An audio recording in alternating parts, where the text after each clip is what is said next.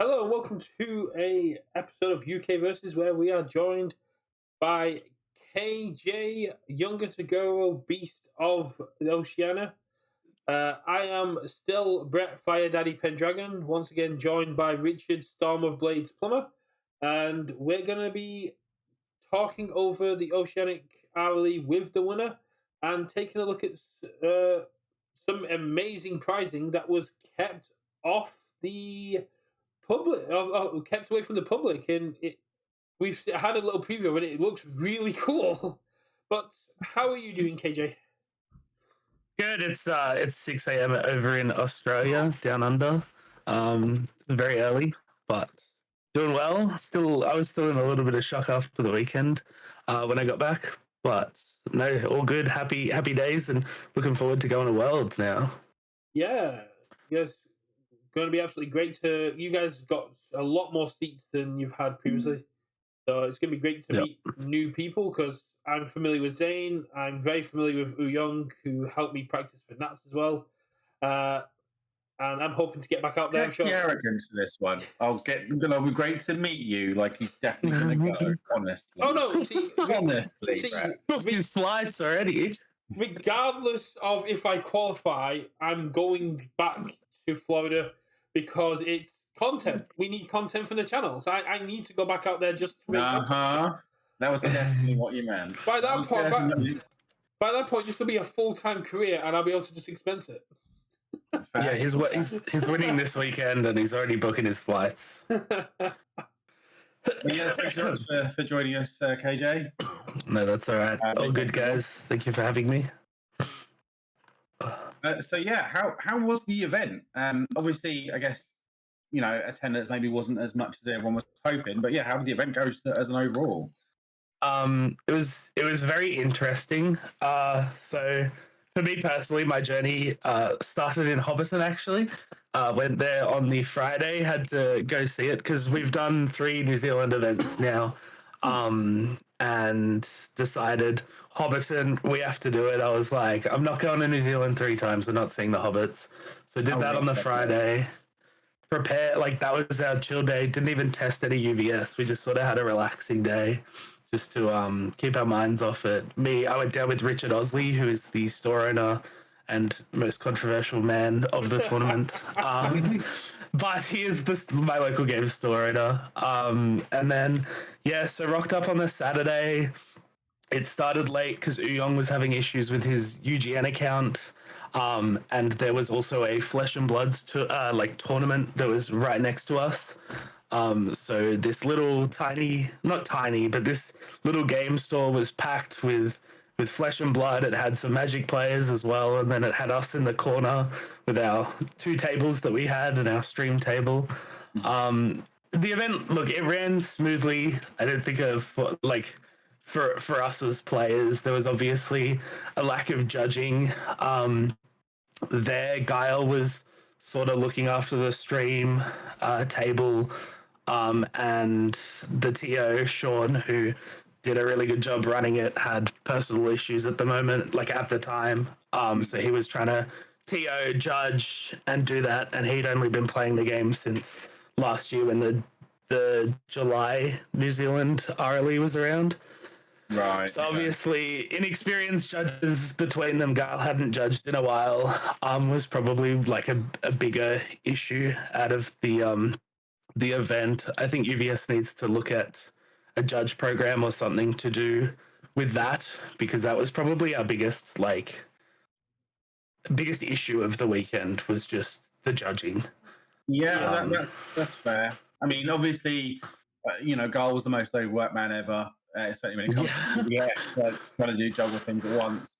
I mean, I feel like that's probably a little bit almost 50-50. Generally speaking, at least in my experience, judging is on the tournament organizer to organize, but also obviously there isn't a judge program, so it's not like he could have got someone to taken a test or done the stuff beforehand. But there's a bit of sort of back and forth there, I guess. But yeah, it's again, I'll say it before, I'll say it again. We are very spoiled over in the UK with our judges. So having the other regions have access to the resources and the training and stuff to get the judges and the engagement from them to be involved in the game, I think is something we do need going forward.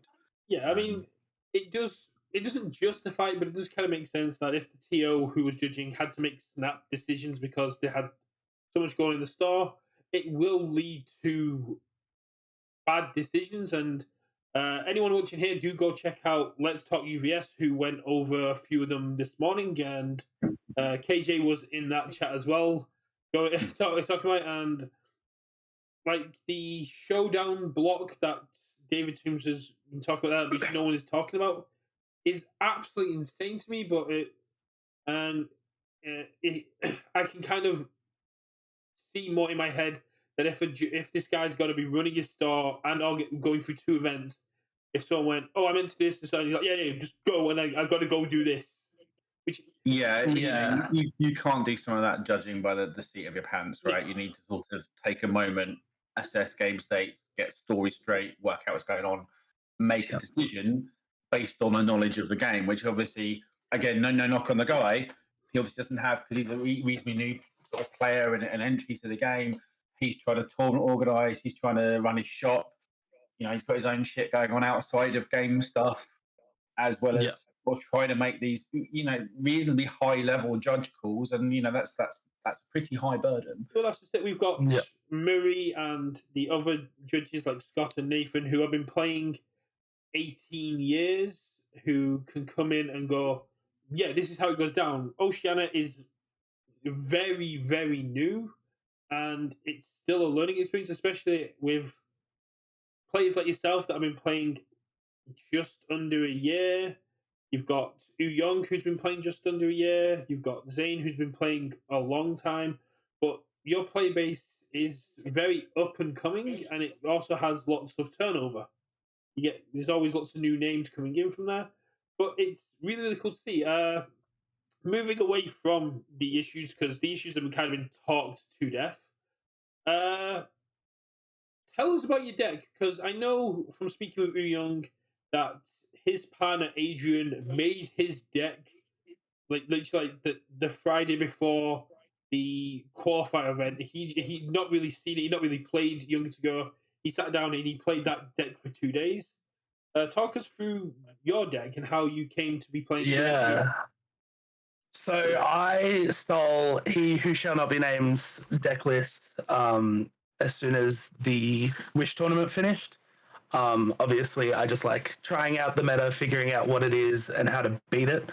Not a lot of my locals are like hardcore meta players. We have, obviously, Richard is the Moneta player and only ever plays Moneta. Sometimes he will bring a Spice out, but it's pretty much 99% Moneta. So when you're running into Speed Hate consistently, you're not really like trying to figure out what the meta is. It's how do I not just get dumpstered by 100 throws in a turn. And so this deck was just more of like the testing deck. Snack Times got banned, so we just fiddled with it a little bit. But I was just practicing it. I was versing a New Zealand player called Max Lawson. He came top 8 for Mimic in Nationals. Was practicing into him, and it just became a census of, I don't think I can comfortably beat Younger. I know I'm going to see a lot. I assumed Young would either play Younger or Overhaul. And then it was trying to figure out what can deal with those things well. And it just happened to end up falling into place that I'm just playing Younger, and that's the big bad and the meta, If you can't beat them, join them. That's exactly right.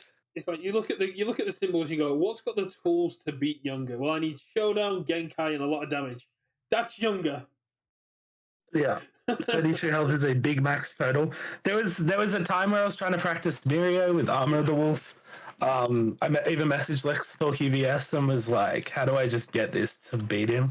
And it just ended up being just who won the dice roll sort of thing. And then if I could outlast him when I went second.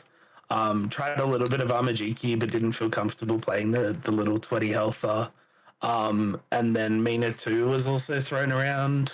Arsui after TM1 was also just like, let's practice this, but then it was still just, I'm not as comfortable blocking 100 attacks as I am just throwing them down and hoping for the best. So that was ultimately the decision, was play the big bad meta thing that does tons of damage, spam one zone mainly and hope for the best. I have come to terms that Asui 3 did not win the webcam regional. Tam Cardwell did. Because I've played against Asuis, I've played against people that have just picked up his deck and gone, it beat Younger, I can beat Younger. It's like, no, Tam beat Younger. Yeah. He has so many reps with this character. He had so many reps playing against Jose and other people because they did their internal testing. And yeah, Tam is an absolute beast this game, and the only reason he is not a world contender repeatedly is just he gets very unlucky when it comes to the actual games that matter. Deck has the chops to certainly play well into this, but I think it's not a deck you go into unpracticed, right? And that's part of not to knock on Tam as a player at all. Just like part of it is, with Younger you can sort of probably slam it down an Unga Bunga, and you've got like 80% of the deck down. Where like something like an Asui, you need the practice, you need the reps, but you need to know the lines, when you go in, when you don't go in, when you hold, what cards to hold, these sort of things. So not to toot, that's more a reps thing. Yeah, not to toot my own horn, but it's like back in 2022 when I was never toot your own. When I was topping with Dabby and nobody else was doing it. It's because I had like 300 reps in with the character, so I kind of knew all my matchups perfectly. And as Apple says, you need to play perfectly. But I take it you had a few Younger to go mirror matches in Swiss, and especially in Top Cuts. But what was your most interesting match throughout the event? Obviously, Game 3 against Du Young was the grind. The longest game of UVS I've probably ever played in a long, long time. My most interesting was round 1.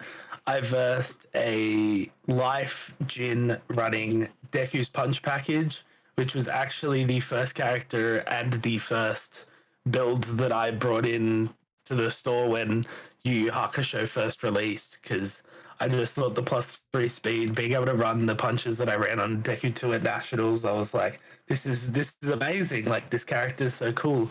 And again, just I couldn't find the draw power and the consistency with that list at all to face up to the meta. But yeah, definitely a bit of Life Jin with Deku's Punch package was my favorite matchup for the day. That's fair. You don't need to sell Richard on Jin. Richard's been sold on Jin since day one as well. Yeah, I mean, I'm a fan, but again, it's just a deck I feel I would need a lot more reps with to be comfortable going in. In a different meta where you can consistently live past turn 3, it's a better deck. Yeah. Yeah. That is really, really cool. But while we're talking about the event, did you get anything cool from the event you'd like to show off? I did. My favorite bit of prizing, just so everyone now knows what is up for stakes at EU and NA, is the plaque, the major regional champion at Season 1 2024 plaque. It's orange acrylic, and it is my new prize possession. Yeah, it looks really tight. I even told Guile, I said, if you told me there was a plaque up for grabs, that Game 3 would have been a 10-minute game, not an hour and a bit game. I'd have played a lot harder for it just is amazing. I love the plaque so much. Did you get some champion pictures of you holding up the plaque? I did not. I should have. It was at the time, I think we were in, so the store was in a shopping center, and the shopping center was meant to close at 5 or 6. So it was sort of we've won, let's celebrate quickly, and then pack up, and everyone needs to go sort of unfortunate thing. It wasn't as rushed as that, but it was very rushed, and we just sort of had to get out of the venue. And so what you did day 1 and day 2 together. So what happened on Sunday? What did you guys like just chill and do other things, or did you do side events?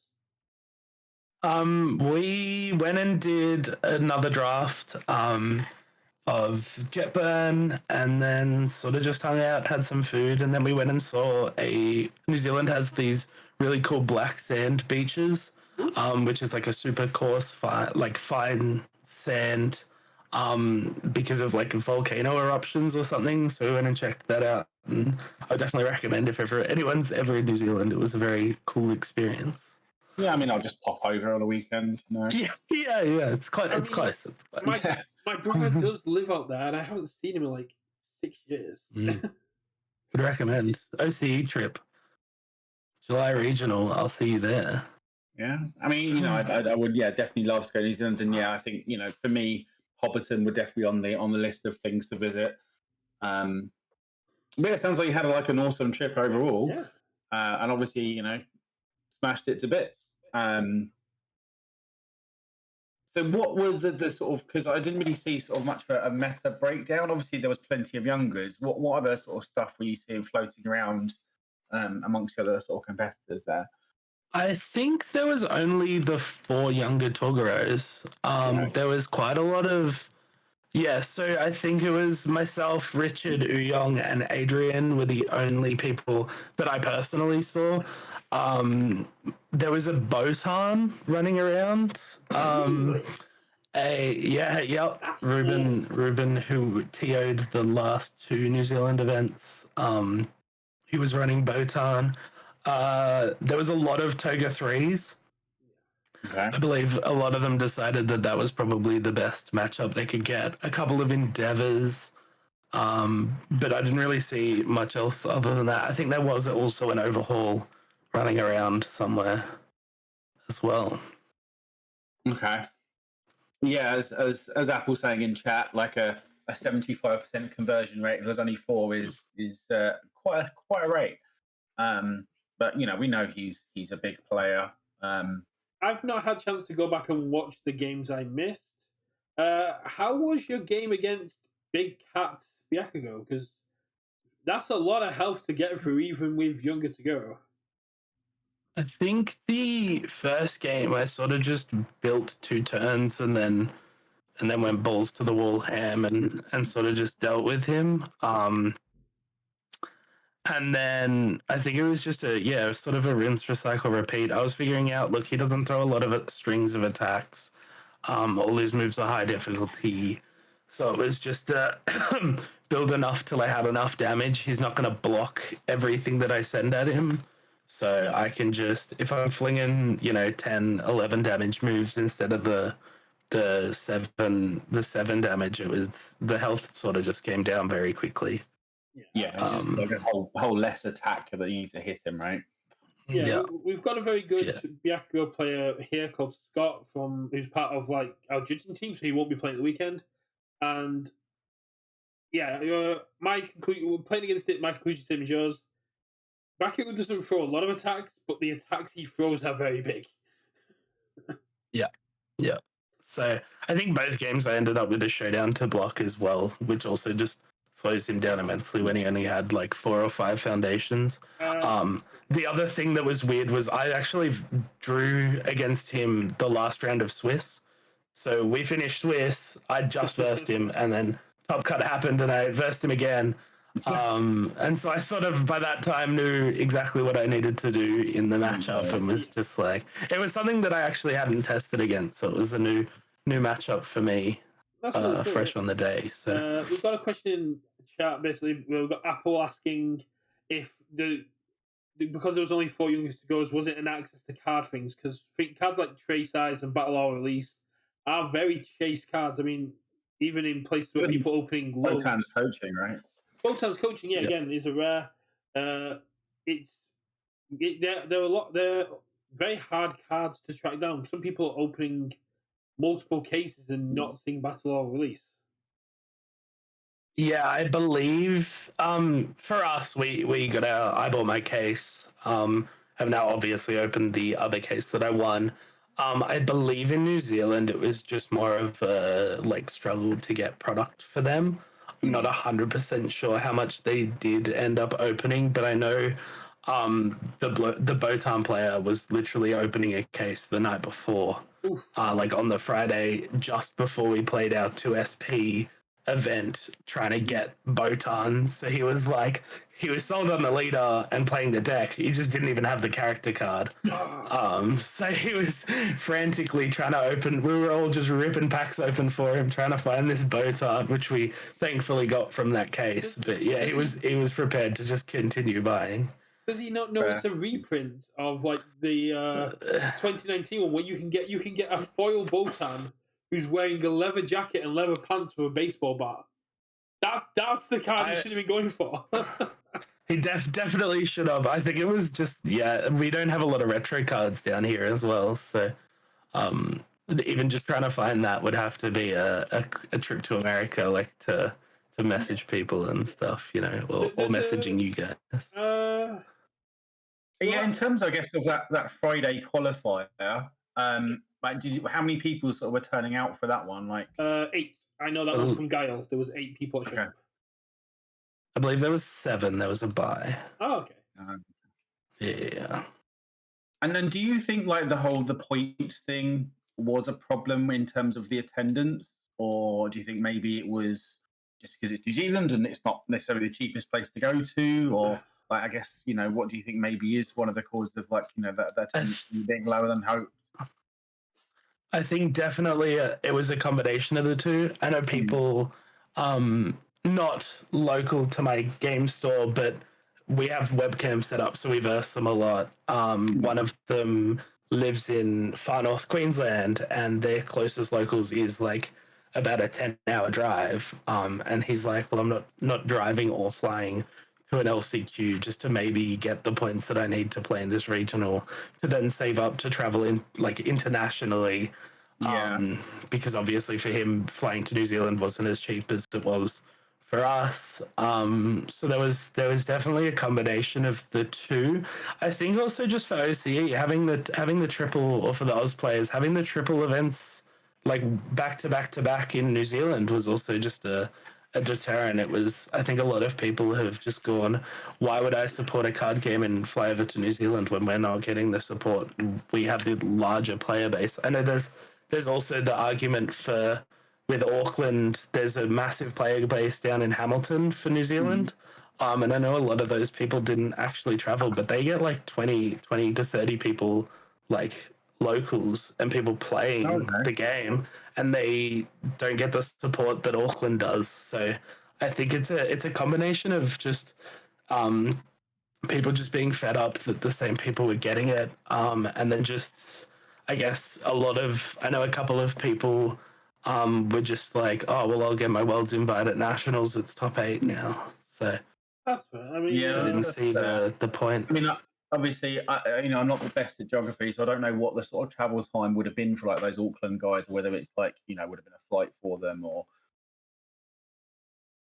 like how close the event was to Auckland. Like, I don't know. Like, honestly, I think it was like the event was like a half-hour drive west of Auckland, but it's the Hamilton guys who were on the South Island didn't want to fly up and attend. New Zealand's broken up into 2 islands, so they still had to fly in. Yeah. Right. Okay. Yeah. Or catch a ferry that isn't always running, I think was the alternate option.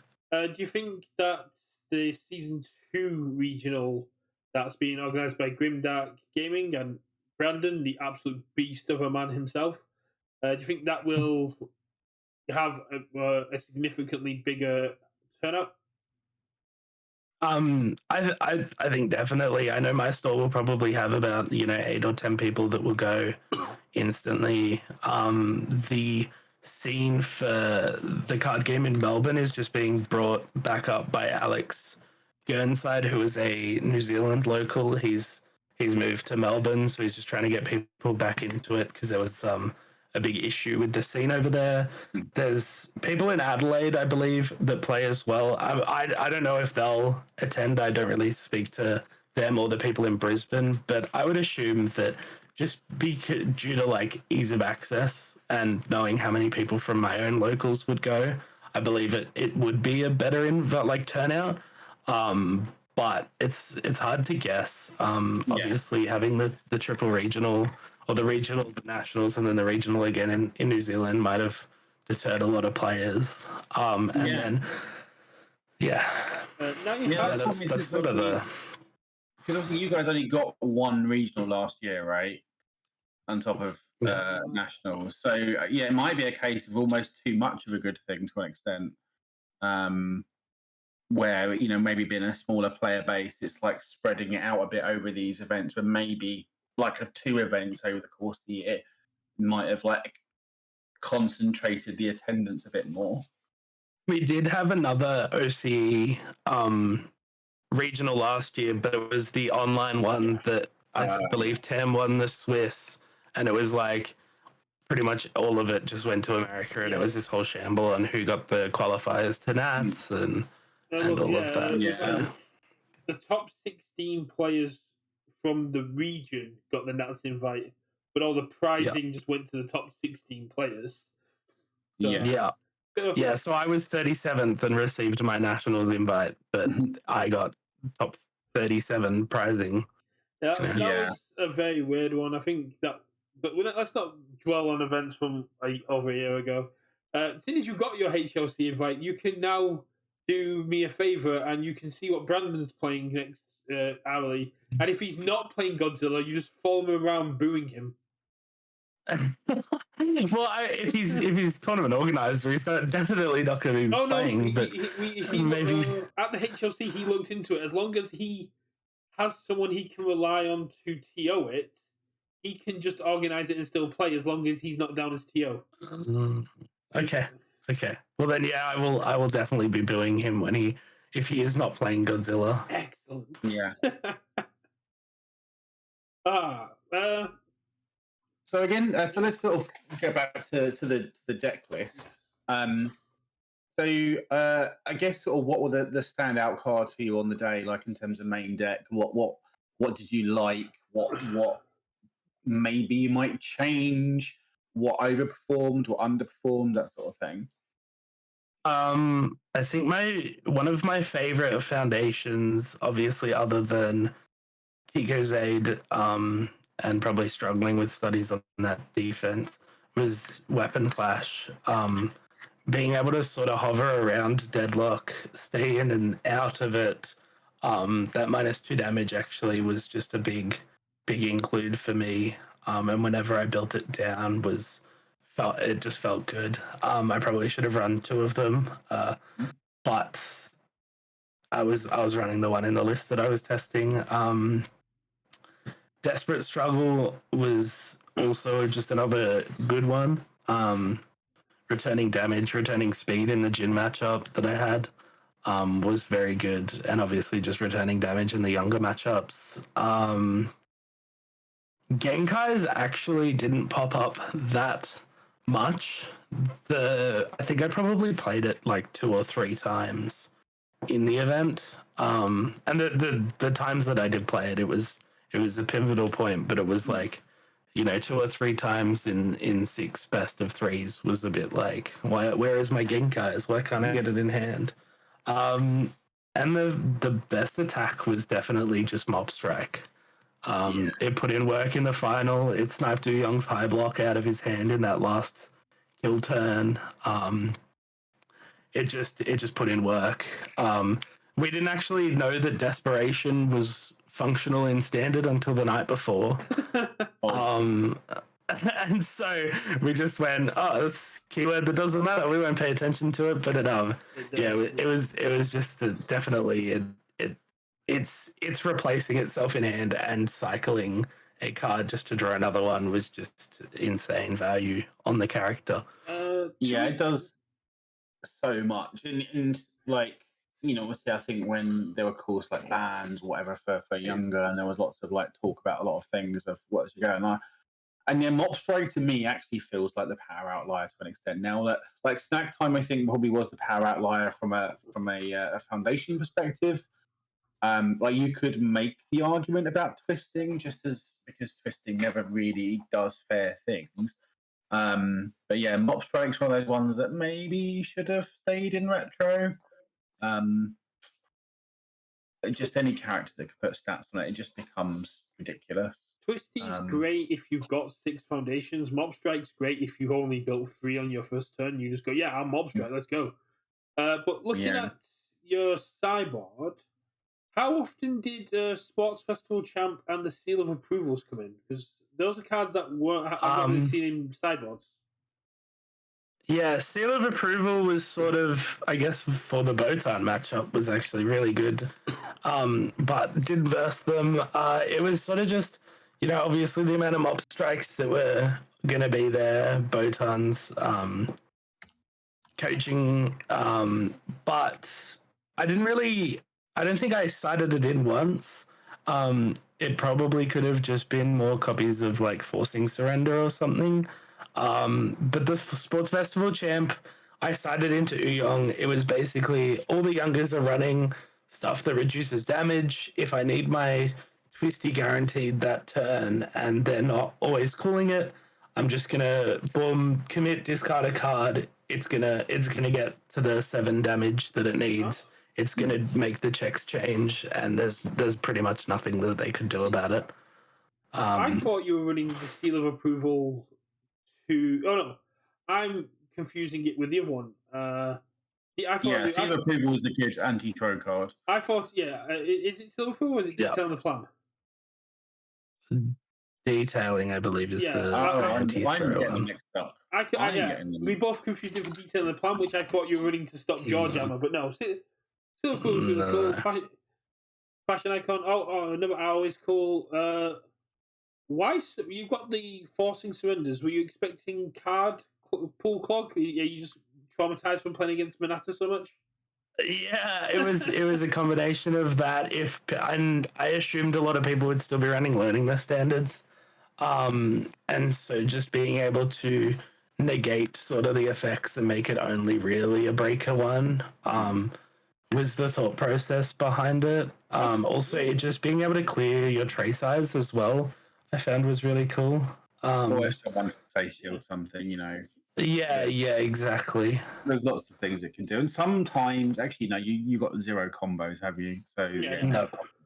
But no, it makes sense if you tray size it, then you can go play it cool. I've got no progressive, or like you say, if you get Forcing Surrendered, you go, yep, let's go. I hadn't really thought that way. Heroic Weapons Clash is one that a lot of people have been recommending because it shuts down early Azors. It makes 32 last a lot longer, and you get to dance around Dillock. Did the life gain from Immortal Shapeshifter ever come into play? No, I actually just pretty much didn't play this card. I don't think I saw it in build turns once, and then I believe it was just getting discarded for Mob Strike. And then the couple times where I did have it down, I didn't need the extra damage, so nothing was sort of getting destroyed when it was there. That could possibly just have been 2 more weapons clashes. It's the exact same block mod and... It definitely probably could have. So when I saw it, is that there for health gain? Because weapon clash just feels better. It was sort of there for if they had and Red Riot's the coolest as well. It was sort of there so that I could, if they had what's the card? If they had a Desperate Struggle, I could still pop off the twisting. Or if they just had a way to out my damage gain, or they reduced my damage, it was sort of just another way just to get that 1 or 2 points to get the twisting off. In testing, it was actually a really good card. A lot of the times I was giving +4, someone would give it -2, and then I would just, I'll destroy for the +1, and they had no extra way to reduce my damage. So same with Red Right's the coolest. You just get to flip it +2 damage and go, my twisty still pops off. Yeah, pretty much. A lot of Immortal and Red Riots were just getting flipped as soon as Battle or Release came down, and just I needed to draw a card, and they're not doing anything for me at the moment. My opponent doesn't have any damage reduction. I don't think I even saw a referee jury in my matches. So it was sort of just in case that happened as well. But they didn't really show up. That makes sense, and it's good to have cards you're that comfortable with flipping because I played Younger to Go at my local qualifiers, and one of the biggest issues I had was going turn 2 battle or at least look at my my foundations and going, I want all of these. I don't know what I want to flip. Yeah. Sometimes maybe you don't, and you just don't value the card as much, and it's just one of those things, isn't it? But yeah, I like Weapon Clash because obviously it gives you that way of staying out of deadlock. It gives you that way of sort of giving some damage reduction, but also sometimes it's like you disrespect their string. It's like you're not going to kill me. Cool, I'll flip my Weapon Clashes. I will build like 1 or 2 more. You're dead on the backswing, buddy. Yeah, definitely. When your opponent's played that final card that definitely isn't going to get to your damage, you then just go, all right, cool, Weapon Clash, build down 2. I'm chilling. You're fully committed out, and I've got 2 extra foundations, or an extra foundation for the next turn. Yeah, it's what if you like. If you build 4 and one of them's always cool, one's a Weapon Clash, you can be like, cool, I can net 2 foundations on their turn. Yeah. Always Cool is also just a very, very good card in the finals, and just in general the destroy you're not doing more to me was pretty good as well. Yeah, it's a very powerful card. I mean, like I think the stuff in card pool build 2 is almost like a last consideration for it, right? The you can't pump the damage is obviously the main thing of that card. It's one of those things that if your opponent overcommits and they're within the red zone of death, you might be like, I can take this. I'll always call and make sure I've got more resources for my next turn. But yeah, look at list. It's very well balanced. The foundations kind of make up for a lot of defense and a lot of overcommittal with Keikos, with Showdown. And block zones. I mean, that's the only thing about the younger list, right? Is that the block zones on the attacks are all mid virtually. Yeah. But, Well, that's your foundations don't really get many mids. You've got Desperate Struggle and Free Bolton's Coaching, which kind of makes sense. Desperate Struggle isn't a block. No, that card was discarded or played. Genkai's training making Showdown a 0 is just absolutely beautiful. Yeah, definitely. That actually Genkai's didn't really come up in the event that much. I guess I just didn't either build it or I didn't have the right symbols. So it actually got flipped a couple times after I had just said, well, I'd rather the struggling with studies, or I'd rather the -1 speed at the moment. Or not really the -1, or like the Botan, sort of the draw power. But no, Genkai's training is definitely a fantastic card to be added in there, even though it can't be used to block. Yeah, it's good. So are you going to be using your champion character cards to flex on locals for the next few weeks? Yeah. I think so. I was playing Endeavor before, practicing trying to get it to function. So I might be revisit back to the character. I am also a huge Dubby fan. I've never played any of his characters personally, so it might just be time to whip out Dubby 2 with like a throw package and just start, going balls to the wall with that card. If you're going to be going, if you're going to start off with, don't listen to him. If you're going to start off with any Dabby, start off with Dabby 1 because currently you have access to Hate Fish, which doubles the next bonus it gets. So if you once per game it, you can have a 1 low for 26 throw. Yeah, that sounds even better. There we go. You've now terrorized my locals for the next week. Oh yeah, Dabby 1 Hate Fish. How are you getting 8-16? So it's 23. It's a 1 low for 7. It comes in with +3 from Dabby. You then double. It's a 1 low for 7. Yeah, and then you double its next, but you double the next bonus you give it. You once per game, and it goes to 26. Yeah. So they either destroying all their foundations or they're taking 13. Mm-hmm. And because it's chaos, you have incredible display to stop any of their throw hate. Yeah, wow. That's a combo to try.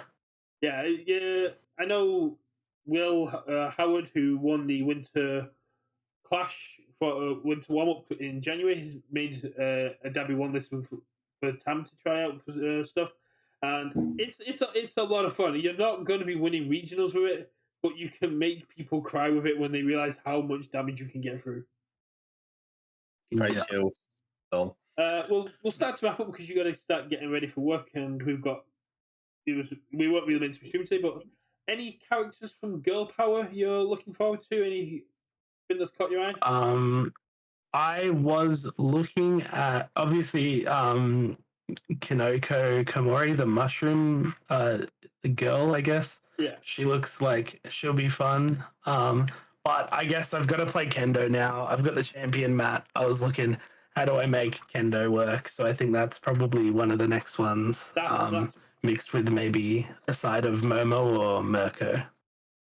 And one last question for me, then I'll let Richard ask it. If you were to make any changes to Torogo as himself or ban anything in the deck to make it more balanced, what do you think should be done? If we're gonna change the character card himself and make him still a playable card, I feel like when UVS has errated characters in the past, they've just become not pretty much unplayable, right? They're never seen again, and they're down in the depths. I would either 5-hander or like 27 health. I found a lot of decks could get him down to the 5 damage left, but couldn't quite get the 32. So maybe even changing the life total. Obviously, you make his plus damage twice per turn. It's just going to stop him. You could even just get rid of the response. Would slow him down a little bit, but I think it's definitely for the powers above me to decide. And yeah, I just hope that we've learned from balancing Ojiro 2 that we need to figure out a way to still make the characters playable, but bring them back in line with the meta and balance them out. Kirishima has been punished enough. Yes, I thankfully have never versed one. That was before my time. Before most people took this time here. Yeah. Anything? Yeah, I mean, just into anything else, some more from me. I think I have any other questions for you. So yeah, obviously it's very early for you, so we'll let you go and get on with the rest of your day. But obviously, thank you very much for joining us. Very much appreciated. And obviously, everyone in chat, thanks everyone for watching along and commenting along. Yeah. No, good. Thank you for having me. No problem. Anytime, man. It's been really, really cool. If you do, I know Akibara do webcam events. So if you're playing those, best of luck to you in the few weeks, and good luck dunking on everyone with that. Thank you. We'll move to end there. And good luck at Worlds. Yes, very keen. Second person qualified, so I'll be seeing Nick Reagan and the other 62 people there. And hopefully it'll be us there as well. But for those watching YouTube, please do like, subscribe, leave a comment. My little boy's still looking for comments to read out. And for those who are playing at the weekend, good luck unless you're up against me. Yeah, see you all there. Yeah, bye. Yeah, good luck for everyone.